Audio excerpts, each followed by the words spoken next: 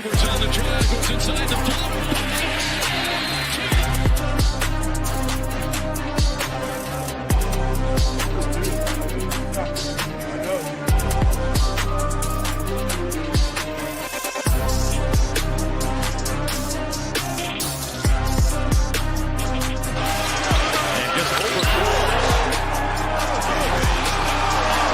Turn him over again. Booker scoops it up. Booker brings the boom.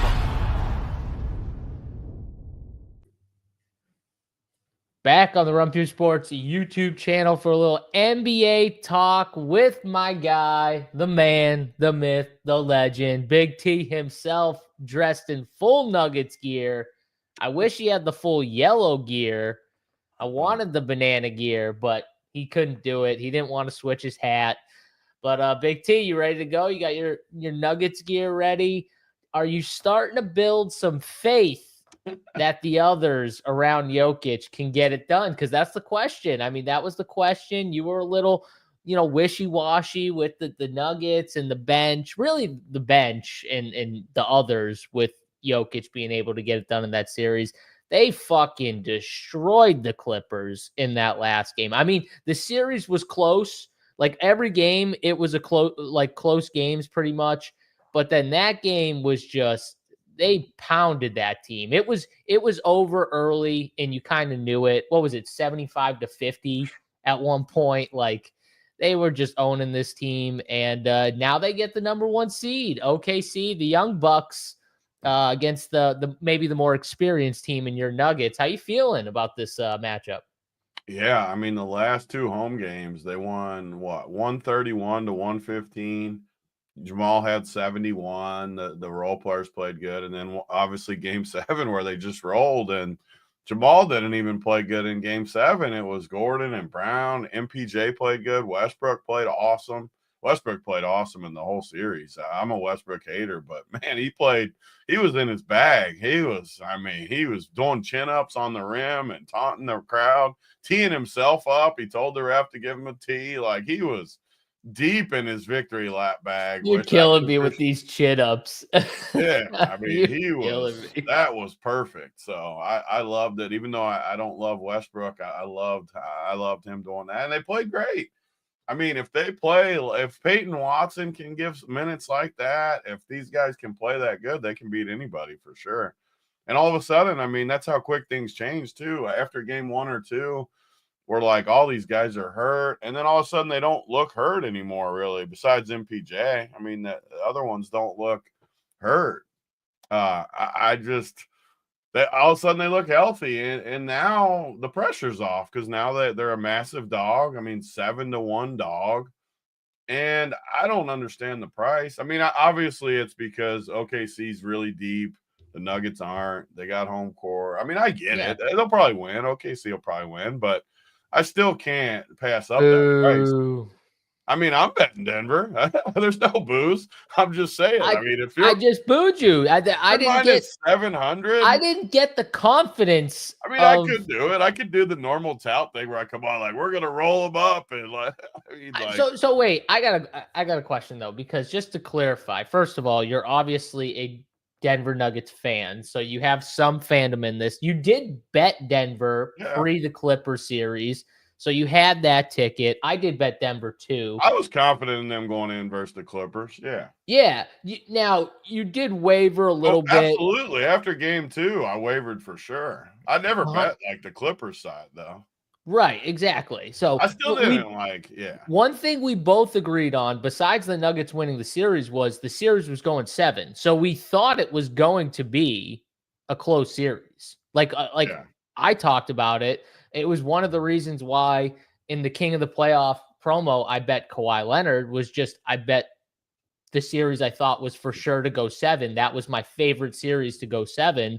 And Kawhi was someone that I thought other people weren't going to bet on. I think he ended up finishing second too. He even beat out Jokic in the points column, Tony, which I thought was pretty impressive that he beat out Jokic in that series in the points column, because he was the guy I was really worried about. If I have to listen to you talk about this king of the freaking court for another 2 it's minutes, just a you've great talked about Kawhi for the last 2 weeks. Well, first of all, you said that it was a Harden series. You were wrong. My God, this freaking owned. Kawhi. This is what I deal with people on this show. No, I'm not letting you off the hook.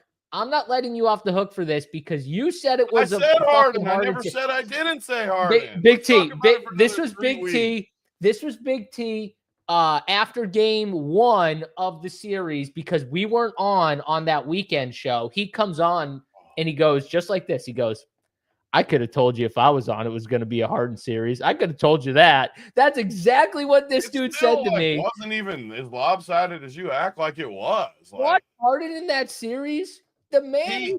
Even in the last game where he's getting killed, he had like 19 assists. Like the dude was dropping dimes everywhere. Stop it. No, you can't. No, Where stop was it. Kawhi at? The dude had 35 fantasy points. It's his series. It's game 7, Kawhi. Go stand in the corner. So Kawhi has one bad game. Harden's got 5. And you're like, 7. You're like, get it's him out of the corner, JSU. Get him out of the freaking, what is he, Nico Batum? He's standing in the corner all game. What is he, Nico Batum? He's standing in the corner. Oh, they started Derek Jones Jr., by the way. But yeah, I guess he's standing in the corner for He stood in the corner all series. That was Kawhi. I mean, you're still talking about this dude. Game 7, he did nothing. He was a non-factor. Okay. Kawhi Leonard kept that team in the Harden series takes the whole all the series. Heat. Like, Harden took off for four games in that series, and you're telling me about the one game Kawhi was bad. He averaged one more fantasy point than him. Man, he was so much better than him. He was amazing. He was way better than him. And How if come anyone Kawhi watched never that series, takes you know. criticism? It's never his fault. Like it's never Kawhi's fault. No, I'm with it. It's all Harden's fault. I blame Harden. I mean, good game on game 7, series. Kawhi, with the season on the line. I mean, Harden had a better game 6 too. Like, okay. I mean, do we really want to nitpick everything? Okay, let's keep talking about Kawhi for the first 20 minutes. I mean, I know you wanted to talk about Yoke for the first 20 minutes, games. so I had to change it up a little bit. Here, where's my sheet? Let's pull it up since we want to do this. Who was better in game 1? Harden. Who was better in game 2? Clearly Kawhi. Who was better in game 3? Kawhi. He was way better in game 3 in a blowout. I mean, he was better. He was better by 2 fantasy points. Okay, he was better. Anyone who watched the game, so all the games where they had the same fantasy, he was better. I mean, yeah, he was. Okay, well, game 5, he was clearly. The 2 of the games, he was clearly better. Harden had 2 games that series. I'm sorry. Kawhi was better. They averaged the same amount of fantasy points. Dude, come on. You're not you I don't even know why we're talking about it. Like, Kawhi stunk in game 7. We're talking about it because you tried to own me after the first game. And you tried to own me for the last 2 weeks about it. All you do is talk about Kawhi. Because you were wrong, and I wanted you to admit it again. I said it 8 times last week, and we're still talking about it. Yeah, but Tony, it's game 7, nothing better than you saying it again. There's nothing better than hearing you say you're wrong again. I enjoy Harden it. was better in game 7 too. He was. Oh God, he sucked. Kawhi did absolutely nothing in game 7. Oh, of course, Landa thinks you're right because Landa's a moron. Landa. I'll say this about Twitter, like, everyone loves Jokic. No one shows a ticket. Well, I showed a ticket up your ass, Landa. Nuggets rolled. Where's your Clippers at, Landa? I'll say this about Landa. Landa's got it in for Big T when it comes to Big T's where's Nuggets. The Clippers at? Where's my ticket? The Nuggets ticket. Where's it at? You had a Nuggets ticket. Hey, no one backed it up. Okay, there's my ticket. Okay, and you'll have a ticket today for the Nuggets. Got it. It's already in, baby. I'm not as confident this time though. I will say this. Back to this series that we're about to discuss. I feel like this series is all going to come down to, like, the last series, it was Westbrook. Westbrook was like the key, right? Westbrook was clearly the key for the Nuggets. In a lot of the games that they won, he had massive plays down the stretch. And maybe that's going to continue. Maybe that'll be the thing. Maybe that's going to be what teams do. They're going to say, if Westbrook can beat us for 4 games, then What if Westbrook just the whole playoffs just did that? I mean, he's amazing. If he goes in for 27 to 29 minutes and he gives you that type of production that he did in the last 2 games specifically, then the Nuggets are going to compete in all these games. Like, honestly, if that's what he does. 100%. It's not even close. But I just have a feeling this is going to be a Yoke SGA series. We're going to see some Hopefully. awesome games from these 2 guys going back and forth. That's just my feeling, Tony. I could be totally off. The Nuggets going to guard SGA is the issue that I see with the series. Dude, I think he's going to have some 40 balls here. Like, I don't even know where they can. I mean, I just don't know how they're going to defend that. Like, it's going to be big time issues. I'm just saying. I think that what's going to be their even game plan though? Like, I don't even know what their game plan can be. I'll tell you the game plan. I think it's going to be let SGA do his thing, but you got to slow down the others. You got to stop Chat. Just let him get 40 or 50. Let him get full because he's going to do his thing. Make it as tough as possible, right? But SGA is going to do his thing. Stop Jalen Williams, Chat. Stop those type of players. Who are they even going to put on SGA, though, is my, question. Are they just going to put Jamal on him and just say, No. I don't think they put Jamal on him. It's got to be Brown. I think they're going to mix it up with Westbrook, too, just to change it up. I like the Westbrook just because they'll agitate him a little bit. Just get it there. Yeah. Get it his pouch a little bit. It'll push on him a little bit and try and be physical with them, even though, I don't know if that's going to work just with I SGA's hope they don't game. call the fouls like they've been not calling them. That'll help a little. Well, they will some games probably, and then some games they won't. We'll see it throughout the series. It'll fluctuate, I bet, a little bit. But my whole point in this whole thing is just they're not going to put AG on him, which obviously would be he would destroy AG. I love AG, but they can't anyways because I think AG needs to be on either Williams or Chat. Because in a way, they could put MPJ on Chat. But that might be a mismatch there. I don't like MPJ on Jalen Williams though, because that's way more on ball perimeter type defense. I would rather him. So I think AG plays on Williams. Be able to cheat off a guy too. So it's a matter of what they're going to do with the cheat off guy, like Dort, or they can cheat a little bit off Chet. That's the key though. You just said it's going to be like when Caruso's out there, Dort, those guys plus SGA. Can those guys beat them? That's going to be the key. It's going to be an interesting series for sure. Just because OKC's been the best all year. OKC's the young studs. I get why the line is what it is, but this Denver team has a lot of experience. They played a lot of game 7s. They've had a lot of runs. They've been there. The Thunder haven't. I think Denver's got a chance for sure. Jokic has got to be better than he was though. Jokic wasn't good in that last series. Even he had one good game. Game 4, he was awesome, but every other game I felt like he was. Game 7, he was bad. He was missing shots. He never misses. His numbers were still fine. He only played 32 minutes. He's got to be exhausted, though. Playing all those minutes. That's another worry going into this series is definitely them getting just tired. And I'm worried, too, because I think in this series, we might see – in the Clippers series, besides that really, that game, they were very closely contested games, a lot of them. I think in this series – we might see multiple blowouts both ways. We might see OKC blow them out one night. We might see Denver, blow them out one night. I think we might see blowouts on both sides. I don't know if we're going to see a ton, every game be super close. That's just something, especially game 1, Tony, Nuggets coming off of a game 7 high, all those minutes against a team that's rested. How do you go between rest and rough? Is the same thing you just said. LKC's been off. Sometimes Indiana comes in, gets a dub. I think the time off, sometimes you don't know how it's going to impact. Either they come in a rhythm because they just played a game 7, or they come in tired. So I know that sounds like a cop-out, but I could literally see it going both ways tonight. I could see the Nuggets winning, or I could see them losing by 30. Because if they get down early big, they will just punt it and be like, we're tired, like all that excuses. I kind of tend to think though with this team, they come out and play good tonight and maybe steal one.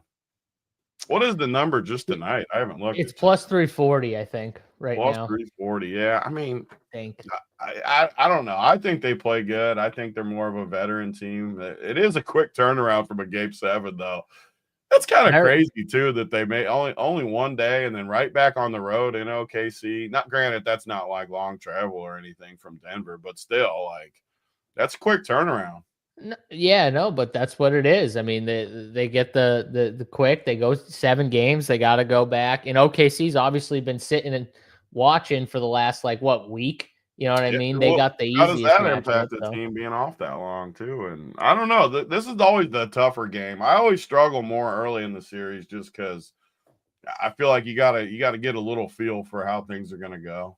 Especially the way we like it. Either in round 1, I wasn't thinking enough about adjustments. I was mad at myself yesterday because I didn't really weigh in some of the Golden State adjustments. I felt like I had some bad takes. We didn't do a show, obviously, but my actual takes, like I'm always honest. I felt bad about it. And it wasn't because I won or lost or anything. It's just I didn't like where my thought process was yesterday. And you didn't see the Buddy Hield 9 3-pointer game? Well, I'm not even talking about results oriented. I definitely did see that. It's funny though. When we were eating dinner, me and Uncle T were talking about it. I'm like, it will be like Buddy Hield will come after he stunk and all this. He'll come back in and he'll crush. Obviously, you're not talking about 9 threes, but yeah, I don't know. I missed a few things yesterday I shouldn't have missed. So that's another. That's going to be a great Golden State, Minnesota. That's going to be a really good series. I think Minnesota's going to. That's the one series I'm most confident in. I think Minnesota in 4 or 5. I like Minnesota too. I think Houston showed a blueprint, and Minnesota is a more experienced team that has a lot of what Houston has, which is they have size, Tony. They have length. They have athletic guys on the wings that can guard, and they have multiple guys. And also they have better shooting than Houston. So all these open shots that Houston were like, Minnesota's going to get those same looks pretty much, and they're not going to miss them. They're not going to score. What did Houston have, like 80 something points? Like that's not going to happen, I don't think, in many of those games. Like, so they're going to have to, play better offensively. And I thought another thing that was interesting in that game yesterday, I don't know if you noticed it, specifically in the third quarter when Buddy kind of slowed down a little bit because he had the crazy first half. One thing I noticed about Golden State is every time they drive, outside of like Steph, everyone's looking to drive and kick. And what Houston was pretty much doing in the third quarter was just like, yeah, go attack the rim, go score. Like, we're going to stop the kick. We're going to be on the guy. We're not going to help as much when you drive because we know Draymond's going to pass. Like, okay, Draymond, go be a scorer. He didn't want to do that. Even Jimmy was driving and he wasn't looking to score at all in that third quarter. And it was the same thing with like Pods. Pretty much anyone outside of Steph, when they drove, they were looking, when they got into the middle of the lane, they were looking to pass every single time. And a team like Minnesota is going to recognize that and be like, okay, let's make Pods make like tough floaters or layups over these defenders. You know what I mean? Like with Rudy and Nas and some of these rim defenders. Like, good luck. That's not going to work. Like, yeah. So, yeah, Minnesota, I agree with you. I think that they definitely have a big advantage in that series. And did you see the price on that? Roster, man, like this roster's terrible. Like you're depending on Buddy Hield now. This bench is all a bunch of just bombs. So Minnesota's minus 175 for the series. Yeah, that's just like a total gift, like just a total 100% gift for whoever's watching this show. Just Minnesota for whatever you want. Just a total gift. Like, look how much better their roster is. You got the 5 starters, obviously, but you got Dante and Nas Reed off the bench. This is a mismatch if I've ever seen a mismatch. And you go from the best player being Şengün that you're facing to the best player being Anthony Edwards. It's just and all completely honesty, different. like Julius Randle is not that far from Şengün the way he played in the first round. Like, I mean, you're going from this is an absolute mismatch. And Minnesota can legit, like, I think Houston's only chance was really going big. And that's like Minnesota can do either or, and I think win. Like that's they what can makes play, them so tough is they can go big or small. Like no other team can. That's what's giving Denver troubles too. Yeah. Like if So you like want to go if small, all of a sudden they can play all these 6'8", 6'9" guys and like and Jaden and all these guys. I mean, they can just and I mean Jaden's gonna do probably to Steph. Well, I think he's gonna play Steph. Jaden's gonna do what Ahmed pretty much did, was just try and smother him when he passes the ball, just pretty much like face guard him, try not to let him get the ball back. And they got big time problems. I mean, you can cheat off guys. You couldn't really cheat. You could. Houston's got non-shooters too, but like they can cheat off some of these goals. Even Jimmy, you could cheat off Jimmy. Like he can't shoot. He shoots his little flat-footed set shot. I mean, like Jimmy's awesome, but Jimmy's shot has like zero arc to it. By the way, I don't know how it goes in. Like it has zero. It doesn't go in that much. Well, I mean, I'm saying like the few like deep shots he took, like and made. I'm like, how did that go in? It just literally looked like a straight line. Yeah, but I'm super calm. I might go like my biggest bet on Minnesota. Like, man, I don't see how they don't. So right now, Minnesota, I wanted to pull these odds back up because we talked about them a week ago. Our favorite bet by the odds, I don't know if you remember, Tony, we said Minnesota at 28-1. Yeah. At that point, they're 13-1 now to win the championship. Still a good bet. The Nuggets are 40-1. I think they were they're 40-1 to win the championship. I think they were 60-1 though before the game, if I remember correctly. So they went from 60 to 40 after they won Game 7. The Warriors 22-1. Cleveland at plus 650. I know I'm a homer, but how can the Warriors have a better odds than the Nuggets? Just because they play OKC? I think it's because they play OKC. Yeah, I think so. And don't forget, Minnesota was a decent dog to the Lakers. So like, let's keep that in mind. You know what I mean? So, the Knicks at 65-1. The crazier part about the T-Wolves, though, is they're a 6 seed and they somehow have home court in the second round because Golden State won, too. That's awesome. And we get Jimmy back in Minnesota for the first time, and who knows how long. Like that's going to be a good series.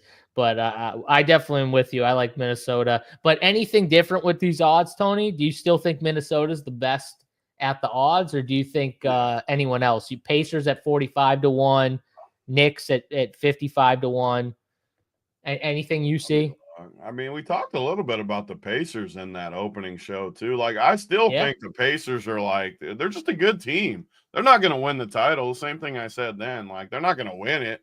But in theory, I mean, I think they're a good bet at their odds. Like, they're just a big price, and they're in the East. They're not like, if you just go line per line versus the Cavs, and that's why I like the Pacers in the series at that price. Line for line, there's not any position that they're like that big of an underdog. And they're like similar to the Cavs in every way. Well, especially with Garland hurt too, right? Yeah. Like, because I love Ty Jerome, but like he's initiating the offense the whole fourth quarter. I mean, you're still, Ty Jerome's awesome. I don't want that to sound like a slight on him. I love how he played yesterday. But if he's really initiating your offense and Donnie's going to the corner in the fourth quarter, I mean, you got some issues. Yeah, I did talk about this just because like they're still 11-1 to win. Like, I don't think they beat the team in the West, but you can still bet them at those prices and then just hedge out if you get there. 100%. But I'm just saying that big of a like number in the finals. It'll be big, but it won't be like insane. But I'm just saying though, the Eastern Conference, like the Cavs and the Pacers, I agree with you, and we both said it. Like, I don't think there's as much of a disparity between the two. The one team is Boston, but man, Boston, who knows what happens? You never know with injuries. You got to get banged up. I mean, they're one injury away. I will always go back, Tony, to the year the Bucks won the championship. Yeah. What happened that year in the Eastern Conference Finals? Well, the Nets should have won that. They would have won that series, but what happened? Kyrie goes down, Harden goes down, and then it's just KD. It's KD against the Bucks, and he can't win by himself.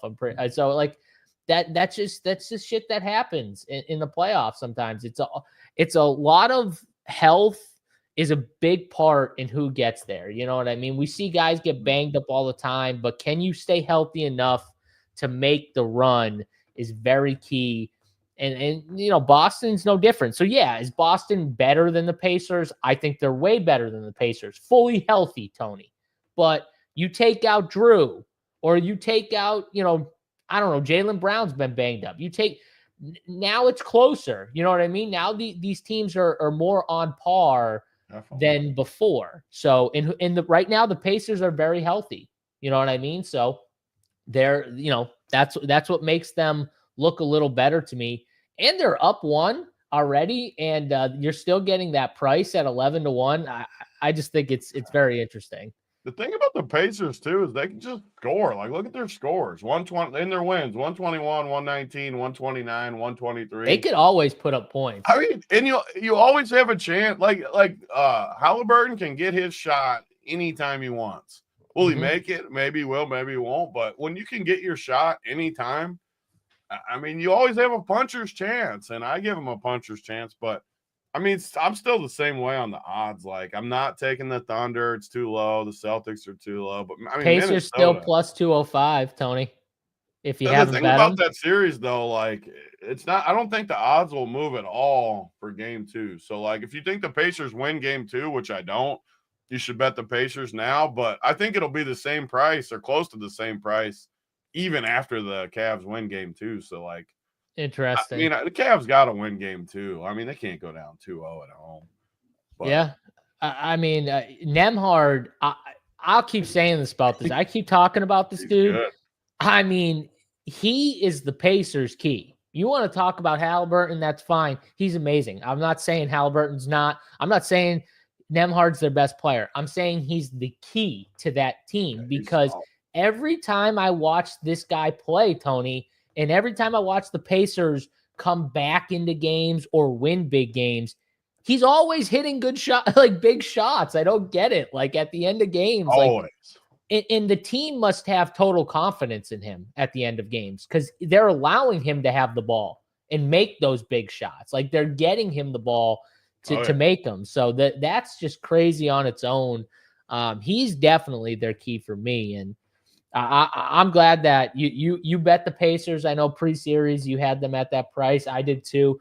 I also bet them. They were plus like 200 or 195 in the fourth quarter. It was like a tie game or a 1 point game. The fourth. I couldn't resist. I was like, am I watching this? I know the Cavs were making a little run, but I was like, are we watching the same game right now? Like, and they were on a run. Like, I like going against the team when they're on the run because the odds are skewing a little bit. It's like they're not going to just keep doing it. Like Indiana's going to come back again. That's the thing with the NBA. There's multiple runs every game. There's always like one team makes a run, then the other team makes a run. You're like me, you love the live betting. So if you're sitting there watching it, you can literally, you know how many games I bet both sides? Like when they go on a run, I bet the other team. Even if I love the team, I've done it against Denver a few times. Like once they go on a huge run, bet the other team. I don't care what the line is. I've done it with Boston like all the time this year. Boston has to be the best team to do it with because they can go on 20-0 runs and then 20-0 the other way.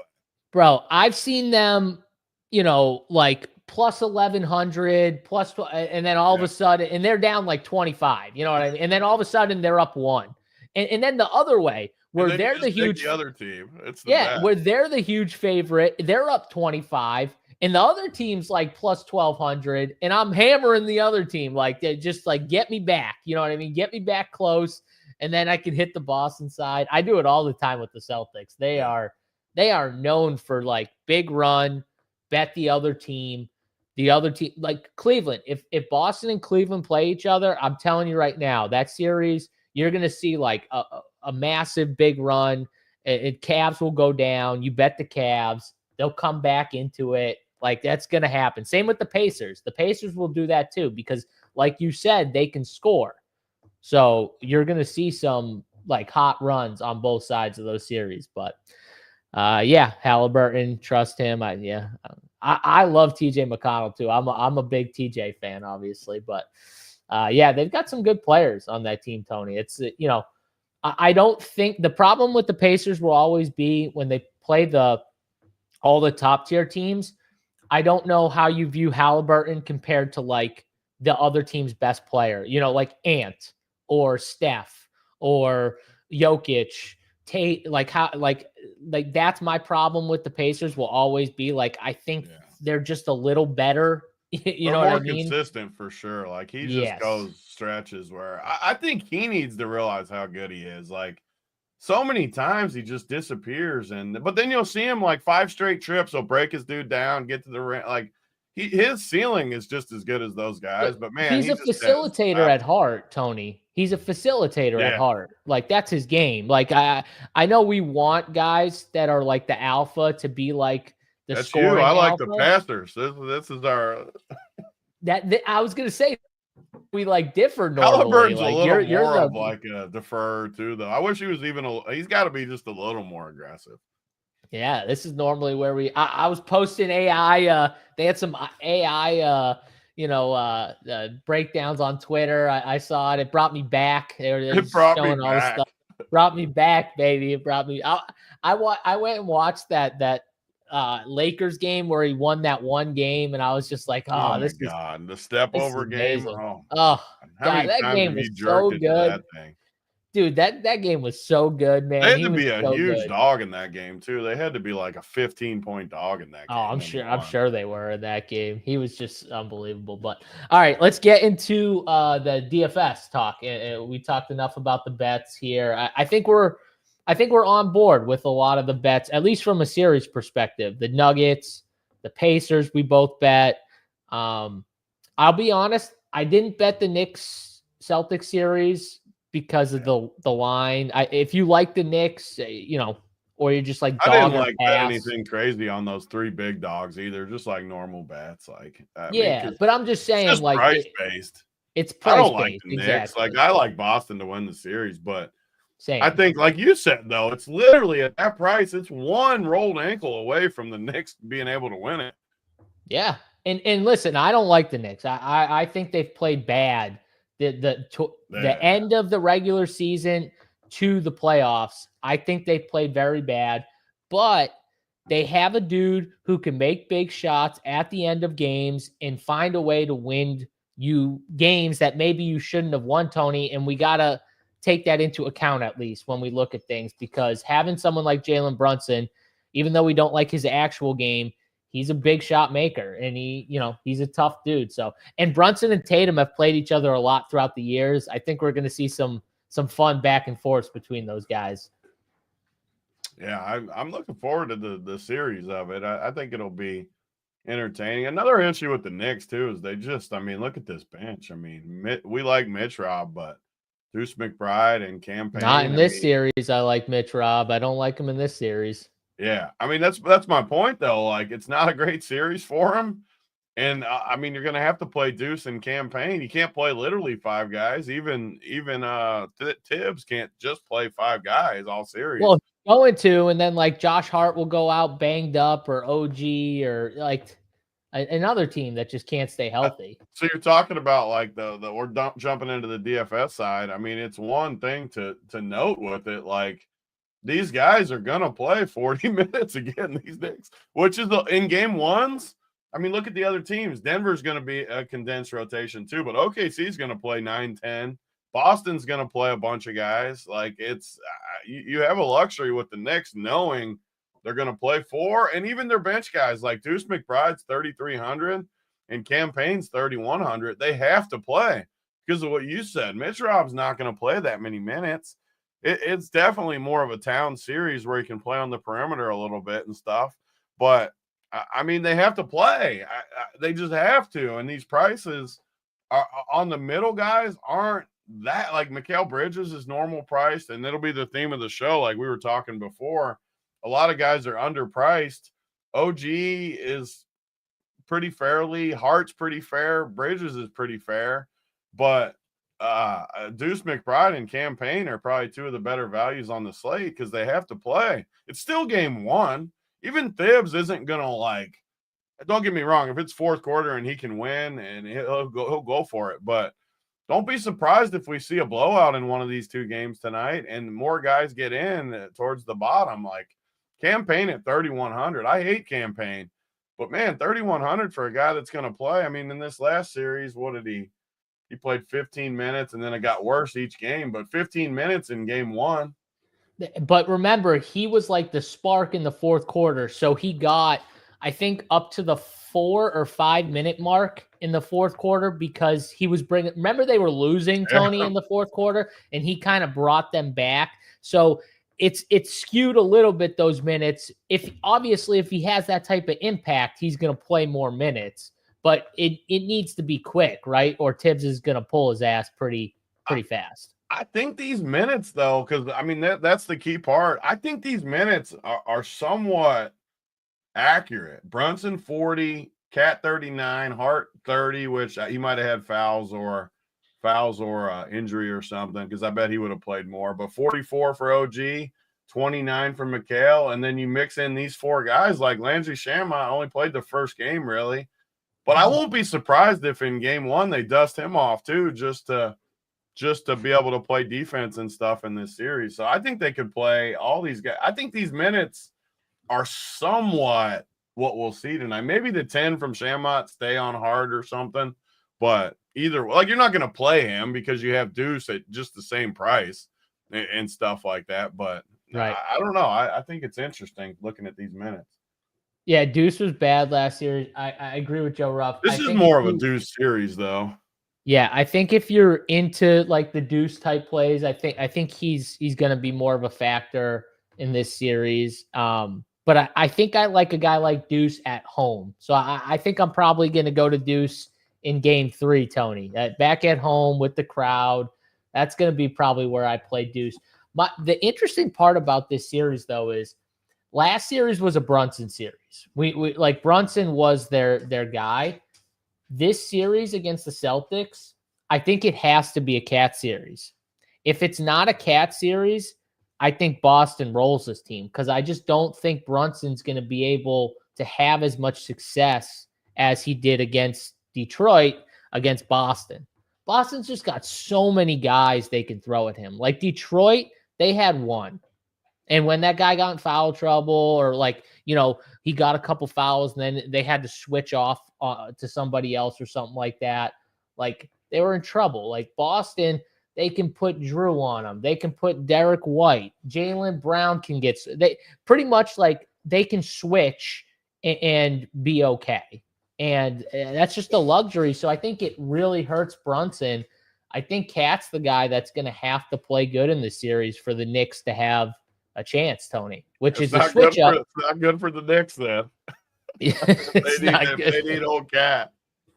I'm just telling you, though, like last series, they really didn't need Cat to be special. Look at his games. I mean, he really didn't play amazing in the series, and they won the series. I think that tells you a lot. I'm going to be honest, though. Like, I was Brunson over Cat in that series. I think in this series, I'm going to start. You're going Cat over Brunson? Just, do you think he's going to – do we need to have our argument again so you can taunt me for 2 weeks? I will definitely take Brunson over Cat. I want revenge for Kawhi versus Harden. I will definitely go against Cat. Again, I'm not as confident that Cat outplays Brunson. I'm saying I think he has to for them to be in this. That's what I'm saying is. Yeah. So yeah, I am. I agree that Cat needs to be good for sure. I mean, the thing is, Brunson's just always going to. He's just the guy you love. That he's just going to chuck. Like, he's never not going to just chuck. Yeah, I just hate his game because he flops, but he flops more than ever, too. flopped so much. Yeah, Joe Ruff, Jrue. I don't even know if Jrue was even hurt last series. Like he was just. No, he was. He was. He pulled his hamstring. I literally watched it happen during the game, and Drew's just tough. He played through it in the fourth quarter. But when I don't know if you pulled your hamstring before, but like when you do it, you immediately like touch your leg. Like it's just like you immediately grab your leg. I watched him get the ball and grab his leg like with his other hand, like as he's getting the ball secured. So he definitely pulled it. Was it that bad though? Like, could he have played if it was close? What day close? was it anyways? How long ago was it? It was the last game he played. So which game was that? It was game 2, whatever day that was. Game 2. So 4/23. So it's been 12 days. Yeah. And it was probably minor, honestly, Tony, because he played through it. I bet you though, if he didn't play through it and he just came out, it might have been a quicker, but since he played through it, maybe it hurt it a little bit more. But like you said, that was that stupid game where they could have sat guys too. And I know that was game 3. It was game 3 that they did that. Never mind. It was the first game in Orlando. You're right. That was the game. We were like, why didn't they sit everybody? And they just played everyone. We were like, what the fuck?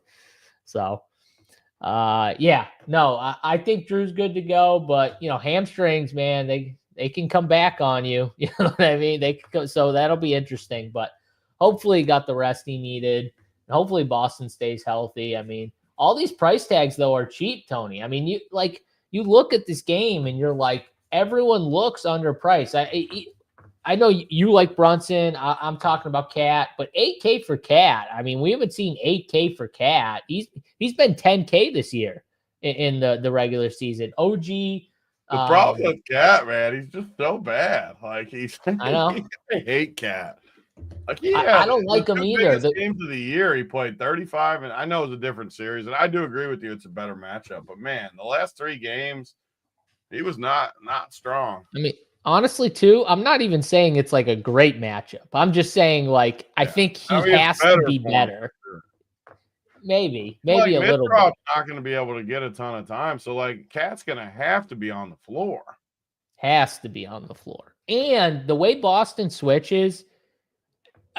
Like when he gets Tatum on him, which I don't know how much it'll be, but when he gets Tatum on him, he's got to just try and bully him. He's got to like try and get fouls. Cat doesn't even bully his own like kids. Cat doesn't bully anybody. Well, he's got to like make him work defense. That's the thing with that's the luxury with Boston is like Tatum doesn't have to work as hard defensively as some of these other stars do on the other side. It's such a luxury when like Tatum and Brown, like Brown does a lot more defense probably, but like Tatum doesn't have to be on anyone's top guy all the time. He can take some possessions off, kind of like stand and wait for the rebound on the weak side, Tony. Like some of these other stars, they don't have that luxury. I mean, like they have to play defense. That's one of the things like Boston, because they're so defensively sound with all their guys, like, and they can play small, they can play big, right? They're another team that they can go Al at the 4. They can do different things. So I mean, the Knicks just helps them so much. I mean, the Knicks got a lot of problems going on in this series. So rank these guys then: Tatum, Brunson, Towns. Throw JB in there at 7K. Like, how do you rank them, price included? So like you said, Tatum. I mean, Tatum's just crazy cheap at 9K. Brunson 85, Cat 8. Jalen, I mean, we haven't seen Jalen 7K in a while either, have we? I mean, that feels super cheap. It's super cheap. And I mean, I like the Boston guys more just because, like, Josh Hart doesn't feel in a game 1. Again, I showed those minutes. Like Josh Hart, I know he played 30. I want to look back. Let me look real quick. This is a bad spot for Josh Hart too, I think, because he's going to have to guard JB and Tatum a lot. Him and OG are going to have to put a lot of work. He wasn't in foul trouble that first game. I was trying to see why he only had 30 minutes that first game. I mean, did he get banged up or something? I couldn't remember. I can't remember. I know he's been banged up before. He had to be banged up because he didn't have fouls. I wonder how did he lose run to campaign? Was that the campaign game?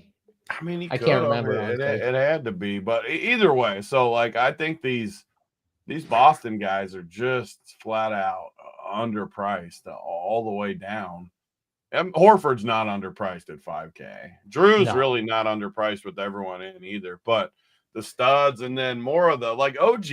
I think OG's been insanely good in the playoffs, and he's going to play 40+ minutes. So I like OG in this series too, because he can guard, he can do what he does in this series, and I bet they leave him open a little bit too to get some open looks, because they're going to have to help a little on Brunson and stuff on these switches. So, yeah, I mean, the hard part with tonight is I'm pretty confident one of these games is going to blow out. So it gives even more credence to loading up on one of the games and kind of do what we do on 2 gamers.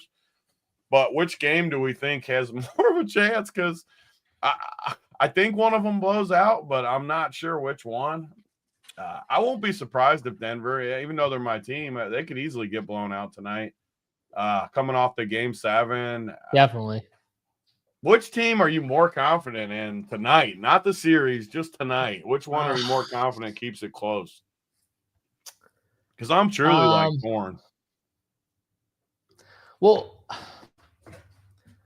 I think if I had to pick, I'm probably going to say that the Boston game, just because I know the way Boston plays, like it should be the game that blows out, but I don't think it will be, honestly, because they just play with their food. Play with their food a lot.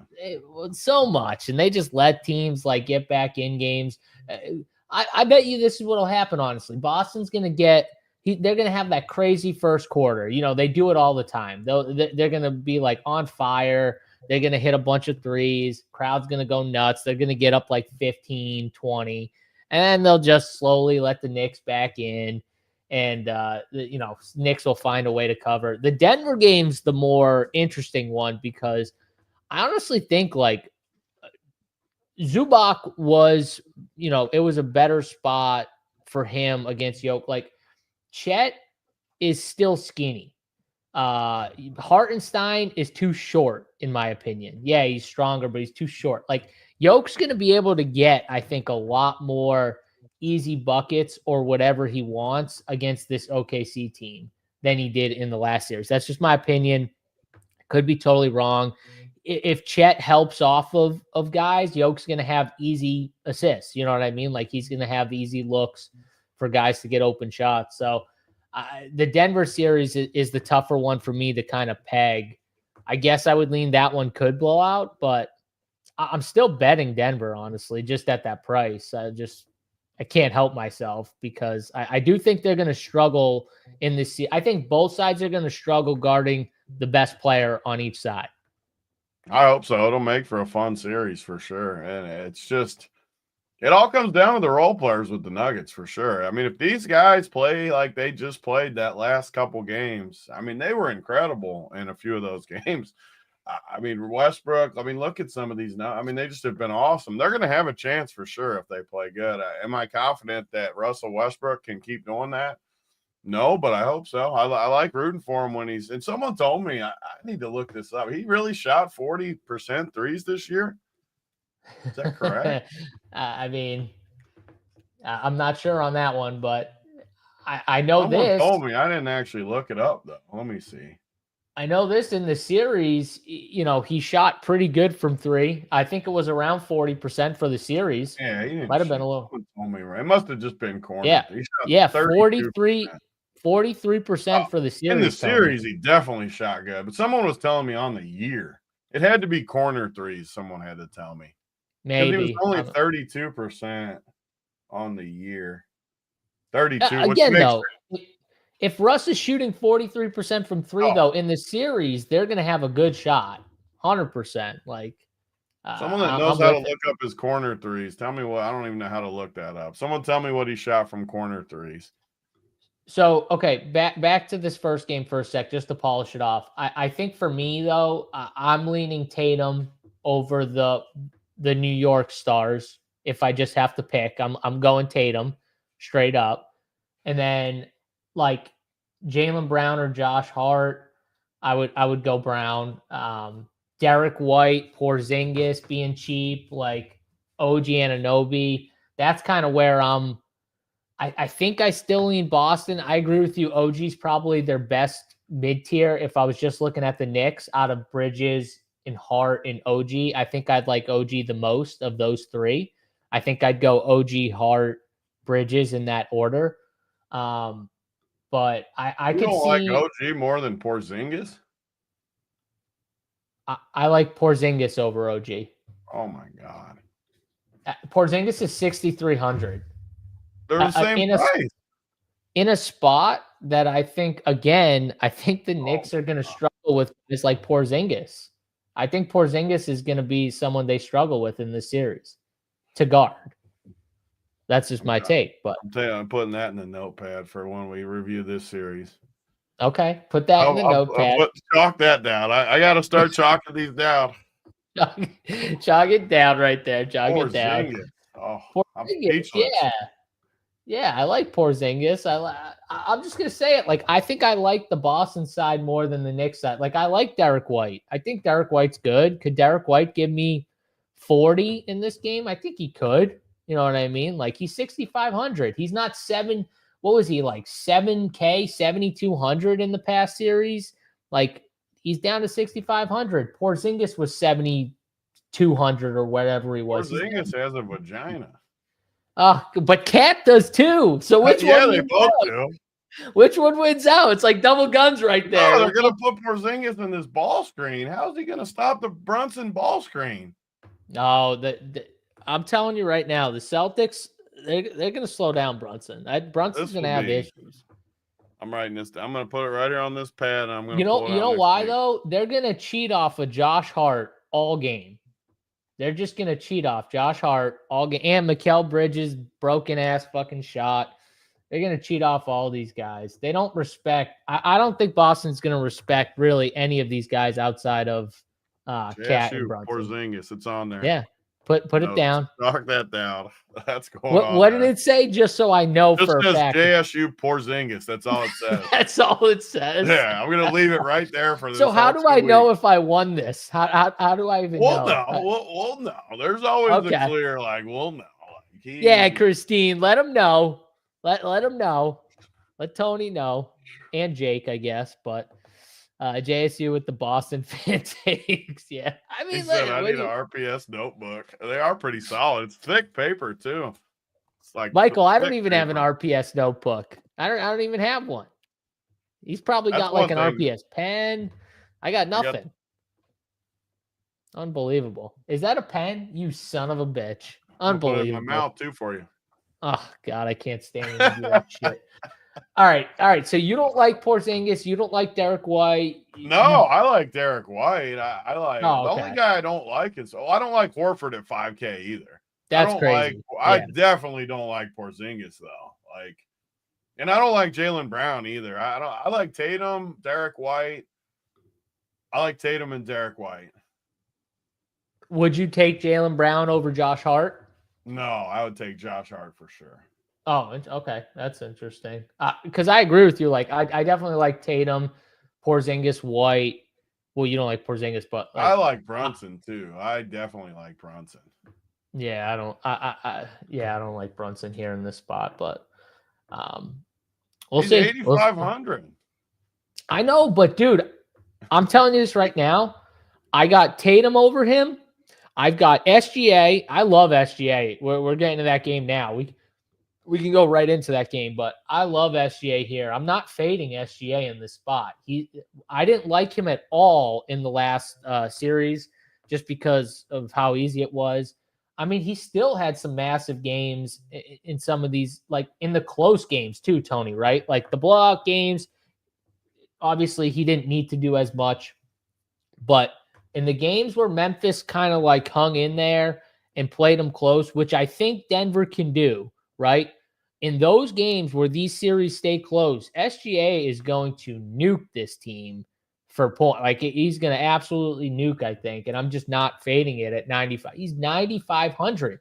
This dude's been 11K, 11.6 all year. And now he's 9,500 in the playoffs. Like I'm just not going to fade that. I think a 60 ball's coming here for SGA. I obviously already said I think this is a star series. So like Jokic, I like Jokic here. I think Jamal's going to probably have a little tougher time in this series. I think with how many guys they're going to be able to just throw at him constantly, with the Carusos, Lou Dortz, Jalen Williams, Case and Wall. They got a bunch of like guard defenders they can just throw at Jamal. So this is going to be my take. Obviously, SGA, Jokic, I don't love Jalen Williams as much, but I think it's because I love SGA. I'm not going to like Chet as much probably in this series.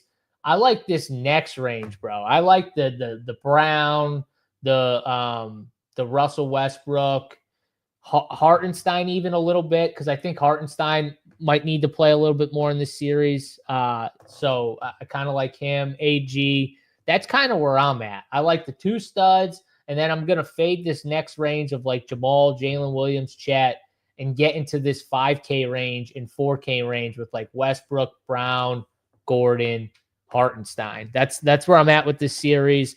It's the stars, and then like fade the seconds and the thirds of these teams and play the guys after that. What are you doing? Yeah, I mean, just looking at the pricing, I definitely like it better than the first game. I mean, just even like Chet is just cheap at 6,700. So it's an interesting slate. I'll say that. This is the first slate of the whole playoffs that I feel like just everyone's underpriced. So you almost have to look at each guy differently just because other people are just as cheap or cheaper too. Yeah. So I think it's more of who I don't like in this spot. And honestly, that's what you got to do. There's not many guys I don't like. Jalen, just because the way the slate sets up, I probably don't like Jalen and Jamal for that matter. I agree with you. Like, could they go off? Yeah. I still think they're like okay on most slates. But this slate, I don't like that range either. In the 6Ks, like with Chet, there's a lot of the guys we talked about in the other game that are in that range too. So I don't love Chet, but he's in play. Hartenstein, I think, is whatever. And I really don't like the cheaper OKC guys where Lou Dort, I'm really not that interested in. Caruso, I like, but 4K, game 1, too, where I doubt they like fully push him game 1. Like, I'm confident OKC plays maybe 10 guys. I could see Jalen Williams, the other Jalen Williams, getting some run in this series. So I think I got a question for you. Do you think that OKC plays more of the double big? Because that right there will hurt one of Cason Wallace or Alex Caruso's minutes. Yeah, I mean, I think they'll use Caruso on Jamal a ton, so I think he'll be fine. But I agree with their bench guy. And the good part is with this, I'm never really going to play any of these guys just the way OKC, especially on the slate where you got Knicks and Nuggets where they're going to play 40 minutes. I'm just not going to mess with these OKC guys. But I agree with you. It's probably got to hurt Wallace and Isaiah Joe and Wiggins and those guys. Yeah, Jalen Williams almost has to play a little bit in this series. They don't have. Dude, he's good, man. I love him. He's really good. I hope he doesn't play. Like, how much would the Nuggets love to have this guy instead of DeAndre? Like, man, as a backup center, you getting this guy? Oh yeah, he's perfect too because he kind of plays. I don't want to say he plays like Jokic, but like he does play that way where he's perimeter, can pass. Perimeter, he's kind of similar to the. I still remember when Hartenstein was learning from Jokic. Some of the stuff Hartenstein does was from when he played with the Nuggets. He didn't play a ton that year, but he practiced with them all year. And another guy though, he likes to play on the perimeter. He like another guy. So. Yeah, I mean, I definitely like OKC and Boston. I'm pretty similar on where I like SGA and Tatum. I like Chet and Derek White are kind of like the same price range. So, and then I don't really like the rest of them, but a lot of it is just these Denver again. And this is not me being like whatever. This is just me evaluating it. These prices are crazy. Aaron Gordon at 57, Brown at 53. Westbrook at 48. I mean, these prices are too cheap. And they still have the shortest team bench-wise in the league. There's just no – I mean, look at where's it at? Look at the freaking bench. I mean, you got MPJ or Westbrook in that spot, but then Peyton Watson and DeAndre.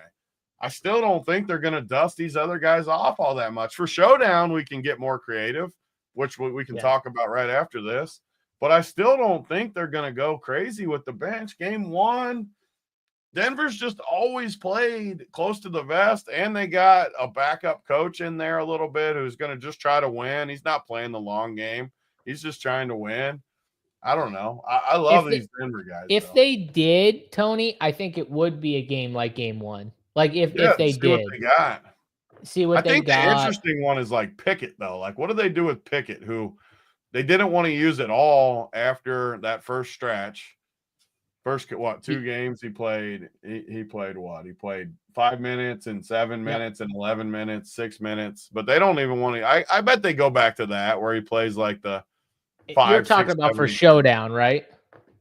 I'm not talking about using him. I'm just talking about how many minutes. Yeah. I mean, for the full slate, though, I mean, we can finish it. Like, honestly, Jamal's the only one I don't love MPJ either with how he's looking, but even his price, though, could I talk myself into 5,100 MPJ? I probably could. Yeah, definitely. I think it's more just like Westbrook's right below him, Christian Brown's right ahead of him. Yeah. I think most people have those guys ahead of him. But could he be the one that hits a bunch of threes and stuff? He could. He could. I also think that like MPJ is just it's all going to come down to like, if he's trying hard, like he's going to get his run. If he's not, then he's going to be a quick like oust because Westbrook is just playing hard. No matter what you see from him, you see some, great plays, then some bad plays, but it doesn't matter because he's playing hard. And I think that coach is prioritizing just guys that are going out there and giving it everything they have. And that's the one thing Westbrook will always do. He's always going to try hard. Oh, 100% try harder, which is what, even though I don't love his game, I do respect that, how he always goes hard. And the team needs energy. There's plenty of times he's bailed Denver out with just energy. And even though I don't love his game, I definitely respect that part of him. And so one of the issues, so they're asking about Peyton Watson. He's 3,100. One of the issues you'll have on this slate is just everyone's so cheap that some slates when we don't have value, I think like 12 from Peyton Watson's good. But, man, you're going to need more tonight. There's too many underpriced guys. So I don't think you can really go to a guy like that. It's Showdown. Again, we can flip over to Showdown. But Showdown, just use them in Showdown, not the 2-gamer. But there's just too many good mid-range plays in this slate for me. I mean, these guys are I think more people are like, they might need one guy, right, Tony? Like one guy in this below 4K range to make everything work. And what you're saying is it's pretty weak because there's so many good plays like in the mid-tier. But let's just say you have your lineup you love, right? And you got need one punt. 3,700 or below, right? You got Mitch Robb, you got Aaron Wiggins, you got Cason Wallace, Luke Cornett, Miles McBride, Isaiah Joe, Peyton Watson, Sam Hauser, Campaign. Like, who are the 2 guys you're like, I could stomach playing those 2, like one of those 2 if I had to? I mean, the guys for me are for sure Deuce McBride and Watson, I guess, and Campaign. The Knicks and the Denver, though, would be where, just because they have short benches. All these other teams have big benches. Could the OKC – we'll have games these OKC guys get there for sure because they get there here and there. I'm just not – there's no way I play those OKC guys. I just can't. And you brought up a good point, too, with the bigs and stuff. Maybe some of those guys get hurt a little bit with minutes just in that aspect. But I think Deuce McBride – I mean, these guys have to play. It's game 1. The Knicks can't play 5 guys. Like, I have to play Deuce McBride. I still don't think I want to go there, though. Like, I want to try to build my team with no 3K guys. There's too many underpriced, like 5K and 4,800. And, like, the difference between, like, a Russell, like, let's look at the 4Ks. Westbrook at 48. Really, the 4Ks, too, though, are below Westbrook. Like, I'm not playing Peyton Pritchard. He looks so bad, even though this series does fit him a little better. But now Jrue's back too, so like, and Jrue's back, so like you're not playing him. And Caruso, I like Caruso in the series, but do I like him at 4K in game 1? No, I don't really want the 4Ks either. The one thing about Caruso though is I feel like they're gonna need him in this series. I don't I, think last year, like yeah, honestly, I didn't think last series they needed him, but he they're still gonna. Yeah. played like 25, 23, 22. He played 12 in game one, but that was a 131 to 80 game. So, he's probably played more than that in a game that's a little more competitive. So, And you need people in each range too. So like right. Caruso's my guy. Like so I'm definitely not playing Pritchard or Dort.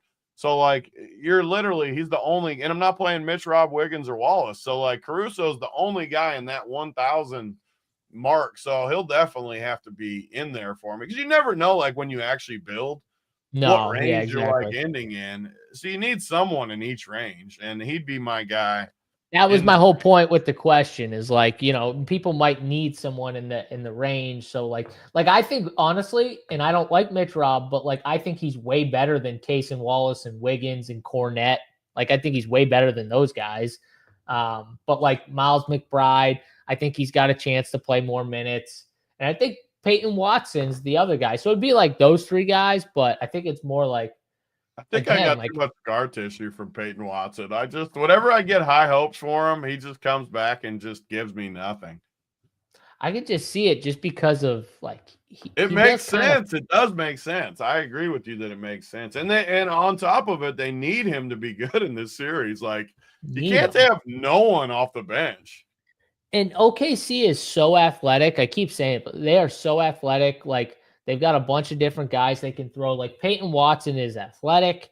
He's someone who can go out there. He can What give you defense. He can play hard. Like what did he do in those it's two games when they played him back to back? Uh who Well, they had the two huge games versus OKC where they played and OKC killed them and then Denver killed them back-to-back nights in OKC. So the first night he played 6 minutes and had 0 fantasy points. OKC killed him. Second night he played 24 minutes and had 22 fantasy points when Denver rolled. So if that tells you anything right there, they need him. I mean, he played great the second day, got more. I don't know who was, maybe someone was out. I think Gordon might have been out night two. someone might Someone have was been out out night there. too. I can't remember who was out, but someone was. But still, Yeah, but let's transition it into the showdown talk here because I do think guys like him are definitely going to be a talking point. He's 2K on Showdown. Like Aaron Wiggins at 3,600, I actually much rather probably play a Peyton Watson, Isaiah Joe 2,400, Case and Wallace 3,200. These cheap guys, like you're probably going to have to play one or two of them, Tony, or a 1K guy with the fact that you've got Jokic and SGA on this slate, and I'm assuming you're going to want to play both of them, honestly, on this slate. So, how are you going about attacking it, or is it just kind of fading that next range, to get in everything you want? yeah, I mean, it's going to be a great series for Showdown just because you got the dream scenario. You got we're down to two, for me, really two captains out of the gate here, Jokic and SGA, which for Showdown is my dream where I don't have to like overthink stuff. I don't have to put in. As the series goes and we see how it goes, I might add in like Jamal or some of these other guys. But man, it's clear cut. Both these guys, like you said, this looks like a star series. The two top MVP candidates, the two top players this year, and their matchups both suit them too. So, like, I think it's just so freaking clear cut. So then if you do it, let's just say you start with Jokic and SGA on pretty much all your teams. I put Jokic in just for the sake of argument, but obviously SGA is probably in an even better spot tonight, a little cheaper at home and all that. But you're going to start with both of them. That's 4,700 you're down to immediately for 4 spots. But the good part is you got a lot of underpriced guys still. I mean, just in that range alone, like Caruso, I think we just shove him in Showdown more than the full slate. Being 4K, that's awesome. Lou Dort, I don't like him full slate. I love him for Showdown. 4,400, that price. Both those guys fit. Peyton Watson, 2K. The guys I still just struggle with are like the Wiggins and Cason Wallace and Isaiah Joe. I'm going to get a ton of them because of what we just said. 4,700 for 4 spots. You're just going to have to play all these guys. But I guess my question is, I need to look at the exact. Let's just say we start with those guys we like. Caruso. Let's even say Westbrook at 5,400. So Jokic, SGA, Caruso, Westbrook. We're still at 4,750. So the question, I think a lot of it will come down to, do you play like you could play Christian Brown and Isaiah Joe or Watson, or you can play a 1K guy, whoever. Again, we'll talk about that in a minute, and get all the way up to like Hartenstein, Gordon. So you don't really get that much extra, I guess is what I'm saying, by going to a 1K guy. Not really. Not really, but then you take it one step further and say, what happens if we play 2 1K guys? Because honestly, in game ones, I think the 1K guys are more in play than any other game, because for one, it could blow out, which opens all these guys up. Yes. And for 2, they're going to play more guys. Like a lot of these 1K guys are guaranteed to play. Like Jalen with Kawhi Williams, we talked about it. Like he could play. He's gonna play. There's no way this dude's not getting any run. Like he's gotta play some. You have a lot of ones. Like Pickett's gonna play for sure. Like you have DeAndre's gonna play for sure. I mean, you have guys. Also, one thing we're not factoring in is foul trouble. Like what if they want to play big against Yoke and Hartenstein gets in foul trouble and they don't want Chet on Yoke for like all those minutes? Like that's another thing. So I think there's some credence with, especially just say you think Jokic and SGA, even let's say it stays close, because if it blows out, it's a whole different bill. Let's say it stays close. Yeah. Let's say they both get 70 burgers, which means you'll need both of them. If you were to put 2 1K guys in there with them, all of a sudden you can play Christian Brown or Gordon with any of the other studs. So, like, I think it could be a 2 1K night with the way it sets up. And these middle tier guys, do you really need to pay for these middle, like Hardenstein at 8K? Do we really need to? I mean, do we really want to play Case and Wallace? The nice part about going 2 1Ks, it gets you off all the sketchy Wiggins and Wallace and Joe, and even Dort, and even Caruso. Like, we like them, but it's a whole different build where I think it gets you off some of the question marks. Like, it gets you to as many studs as you can get, and the 1K guys are going to play. So, like, again, like if you play Caruso, he's 4K. Let's just simplify it even more. He's 4K. A 1K guy only has to get 25% of the production of Caruso.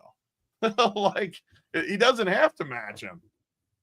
Right, exactly. And right now we've got probably like 4 1K guys that are projected between DeAndre, Jalen with a Y, Julian Strother, Jalen Pickett. Those are like the 4 guys, I think. Henry Williams got decent run in that first series. Like honestly, with the non-Jokic minutes, like you wonder if a guy like Kenrich maybe plays a little bit. Like that could be something they do in the series. The only problem with Kenrich is he is number 11. It's tough to go full 11 deep, but blowout again though. You still always there's blowout. Like you have to factor it in. That's the annoying part. Like we're talking game 1 of that first series. Granted, it was a massive blowout. He scored 21 fantasy points, but it could be a blowout tonight. Yeah, that's the annoying part, though, when talking about these teams. Like one team, we're talking about them maybe playing 8 guys and like very little with possibly 2 of them. Like literally like 6 guys play a lot of minutes and like 2 of them barely play. And then the other team, we're talking about like 10, right? Could possibly be 11. Like who the hell knows? And so does that make, Tony, the 1K guys on Denver a little bit better plays in a blowout scenario? Or do you see I think just personally, as someone I think the Nuggets go deep tonight. I think I wouldn't be shocked if Zeke, Strother, and Pickett play a little. They just came off of game 7. They have to run some of these guys. Don't get me, if it's a close game at the end, they're definitely going to run their dudes. Obviously, that's a given. But in the first half, I think we see, Pickett is for sure going to play. No way he doesn't play at least some. DeAndre's definitely going to play. Watson. So, you're already, 9 deep. And then I bet we see Zeke or Strother or both. I think they play a lot of guys. So, me personally, and I'm trying to I think I was bad at this the last 4 or 5 days. or I need to get back to like at least think how I think the game plays out a little bit and not just running it naked. I was running it too much naked, just like I don't know. I got lazy, I think, with some of these showdown builds. Tonight, a little more your feel back in there. Yeah, I was disappointed in myself yesterday with some of the stuff I did. And again, not being results oriented either. I didn't do that bad in like the showdown. It's just I wasn't happy with my process. Tonight, I think they go deeper, and I think it's 2-1K guys because it gets you off. I just really don't want to play those OKC like 4K guys. I don't. So it's funny, like in the showdown, we're trying to get off some of the guys that we might like in the main slate.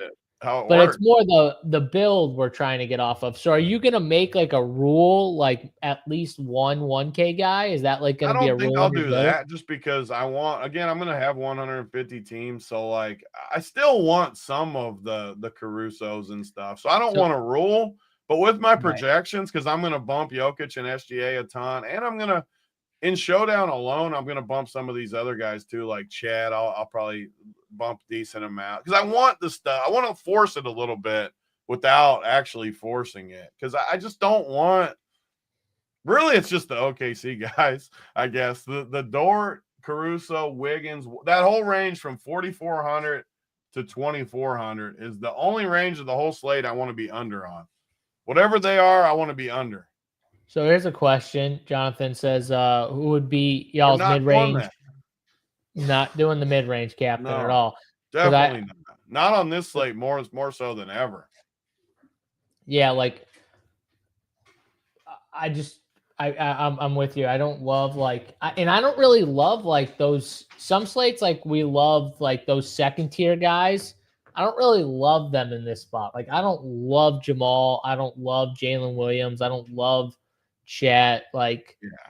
So it's just one of those things where like I just really have a feeling SGA or Jokic. I think both of them go nuke, but I think one of them definitely goes nuke. This is the problem though with doing a mid tier is exactly what you just said with those guys. So we had 4,700 right after we had Jokic and SGA with one in the captain. If you play, just say you played like a Christian Brown, who I think's the cheapest of all like the good plays. You're still only at 5,100 for your last 3 spots. You don't even like get that much extra in your build. Yeah, you're just getting like one more of those. One more like decent guy. Dort, who's going to play a lot. You know what I mean? Like you're not getting this as much is the most as clear-cut showdown series we've had all playoffs where you just play those 2 guys. Just play them. Just even if you don't hit the nuts, you're going to be in very good some of these last Houston Golden State games, I couldn't have been more wrong. But just by doing that, I still like almost broke even just because your floor is so much higher with these guys. Steph didn't even like play great yesterday and got 55. Look at this man. People say he doesn't take his L's. He keeps talking about how wrong he was yesterday. Just relax. I talk about L's more than anyone. Oh That's my God. The only thing I ever get just pissed at is when people say I don't take L's. That's when I get mad. No, I know you take L's because I listen to you tell me about it. So I don't need to hear it. I'm harder on myself than anyone is anyway. They always say that about I am. I'm always hard on myself. And when you play, when you play, like you are going to be harder on yourself. Like you should be. And that is not even being results. So I know I keep saying it. It isn't. I was mad at myself before the game was even in the second quarter. I was like, I just missed it. I told Grayson, I'm like, I was bad today. This is not true, Terry. I'm emphasizing the point. I'm making it more of a point. I'm making it so people understand it. I think some people kind of miss that at certain points. And it's not a thing. Post yesterday again. That was lazy. It was all series. He was good. I wasn't thinking about the adjustments at all. It was just lazy. I was lazy with it. And it didn't like totally kill me because I didn't have like a ton of posts. But and on top of it, they jammed their starters on top of it. They like absolutely they did. I thought they were going to do that in game 6, and they did it even more in game 7. Like they just jammed those guys too. But either way, that's all right. All right, Tony, let's get to your favorite captain. I assume is going to be Jokic. Yeah. Honestly, like I want to both of them. I want 60-40 Yoke. Yeah, I'm literally I think the projection for SGA is low no matter what it is. Like right now, and it might not be The fully Saber ones are 100%. always bad in the morning. I'm telling you, it's going to be way higher than that number. That's why I don't even want to say it, but I'm just saying. It's going to be high 50s for sure, like 57. I'm bumping that shit to 60 for SGA. I'm putting him at 60. Like, how is he projected for 51, Saber? Come on. Yeah. It's just no way it's like right at that point. No. And then for Jokic, I'm going to put him at somewhere between 65 and 70. I think like that's a good range for Jokic. So you've got these guys. I think honestly, like 68, 69 is a good number, Tony, for Jokic. Like between mid 60s and high 60s, I think is a good number. And then just run it. You know what I mean? I'm going to have Jokic and SGA like between 5 and 8 points or 9 points different. And then just go from there and see what I get in the captain. So I think I'm going to be heavier on SGA, just a little heavier, like in the captain, but I don't think it's going to be like that. I think I'm going to get a good amount of both, honestly.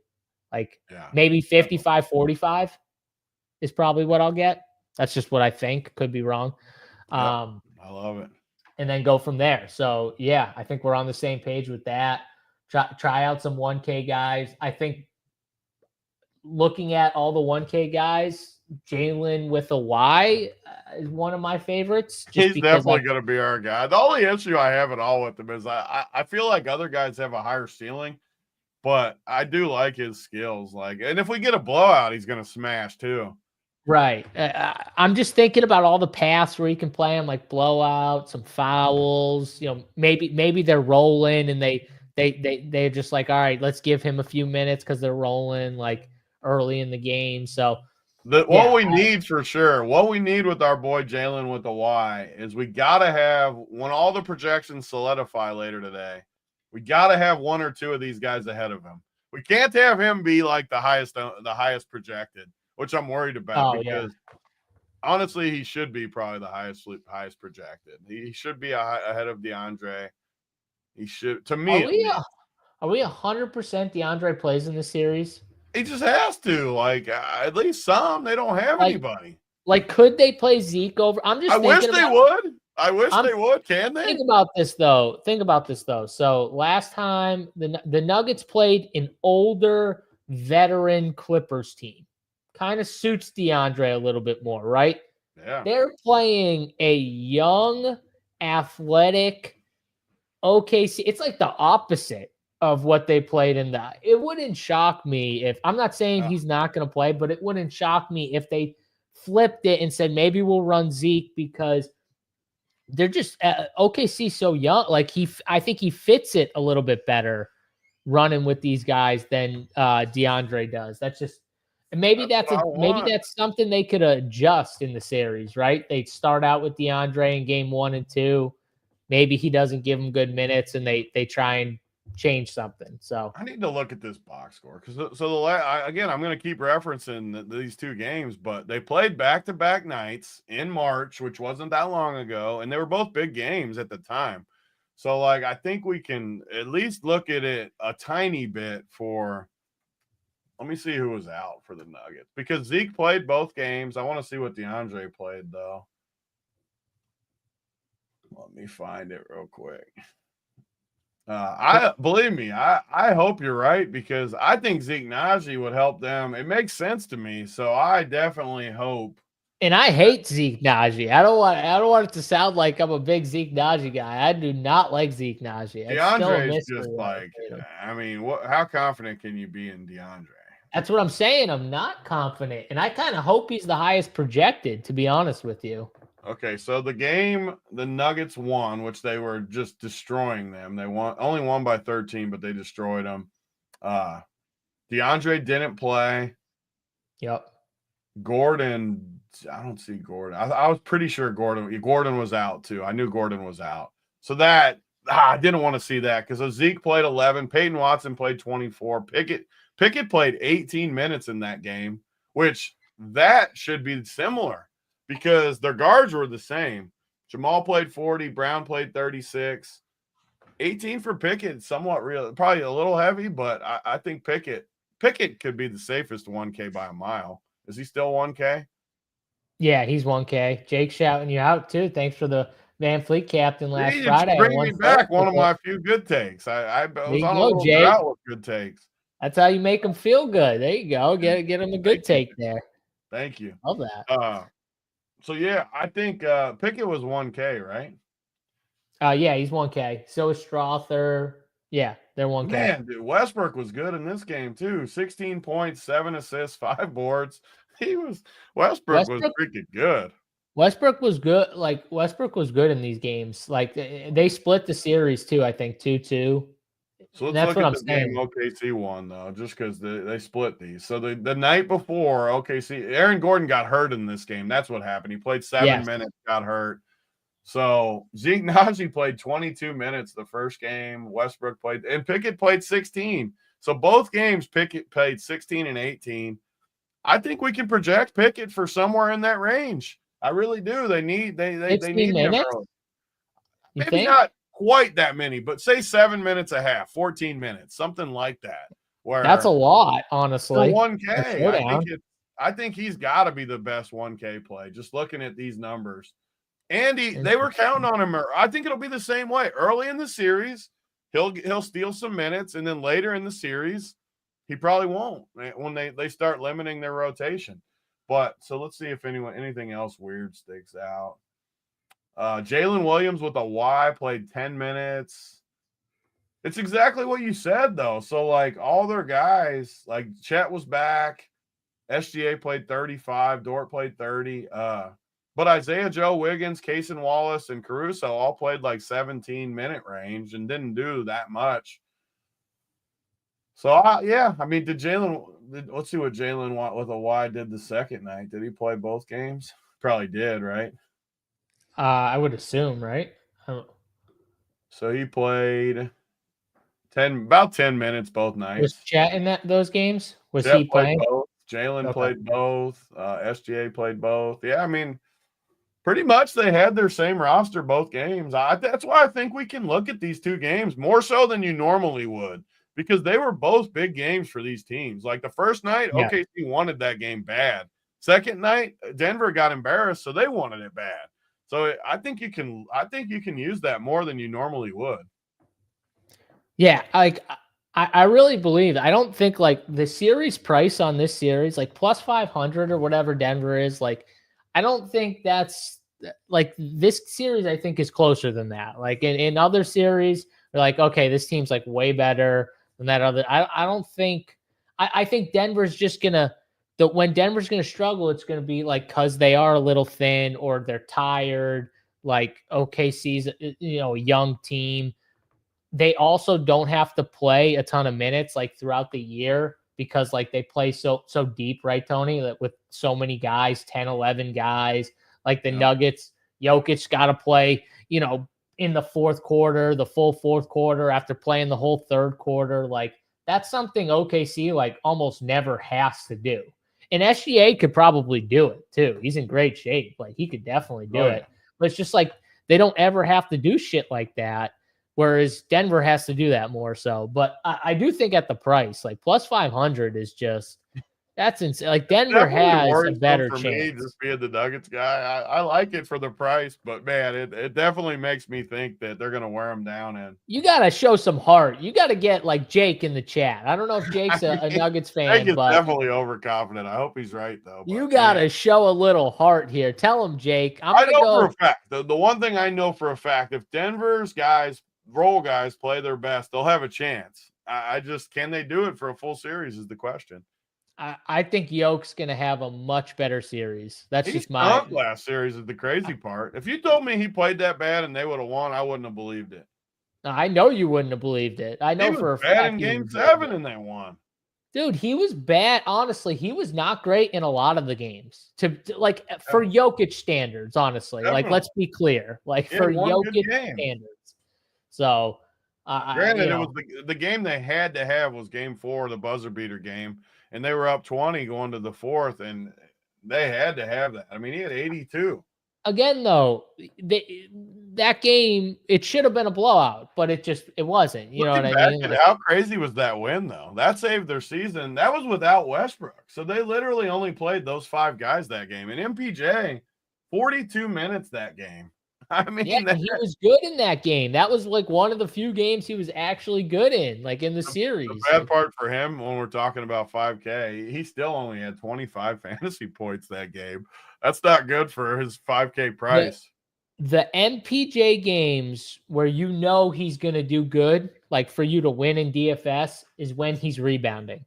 When that dude early on is on the boards, even like attempting to rebound, like you'll see it too. Like he's one of those guys, he likes to be weak side for those rebounds. He likes to go right when he sees the shot goes up, Tony, he likes to go to the glass. He doesn't like to like run, like leak out. He's more of the glass guy. When you don't see him do it, he's not into the game. He's not.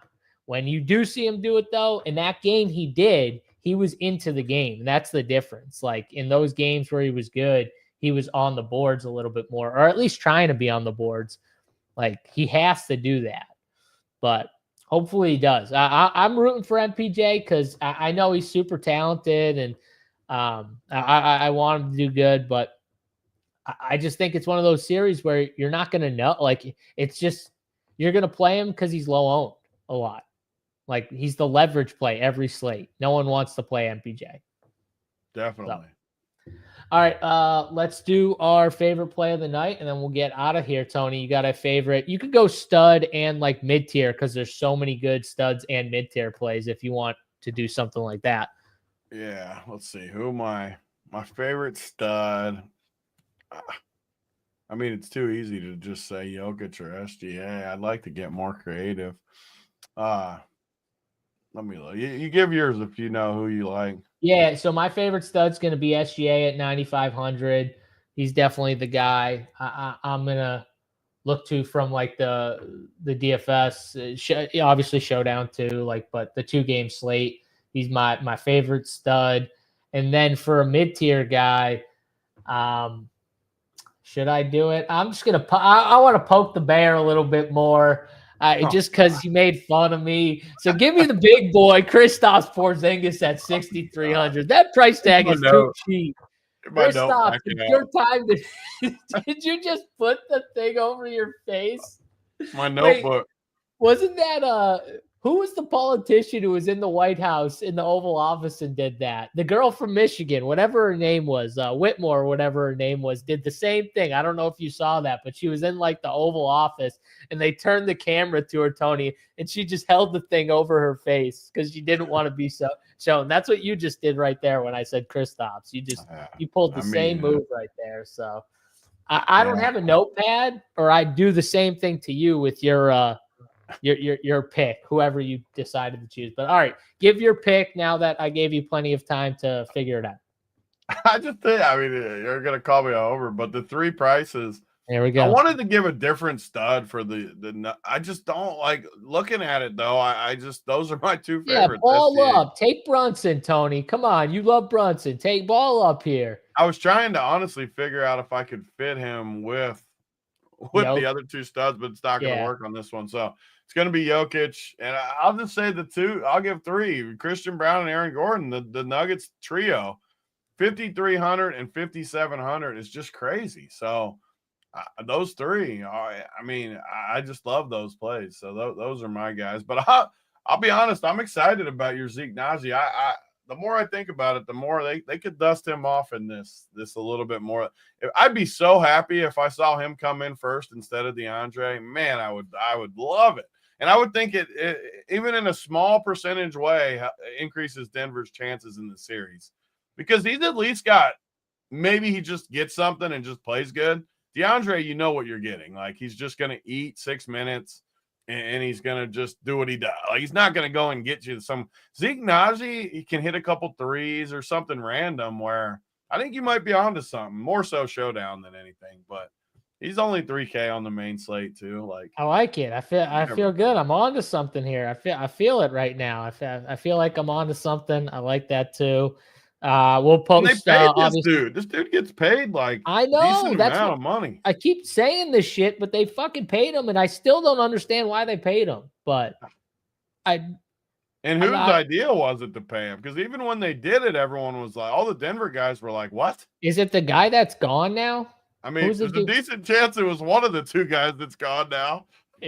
Listen, if it wasn't, it should be. I'll tell you that, because they should definitely be I honestly gone. don't know if it was Booth or Malone that liked him, but one It of them had to must be. have liked him. Well, one of them definitely liked And the other him. one was probably mad about it. That was probably one of their fights.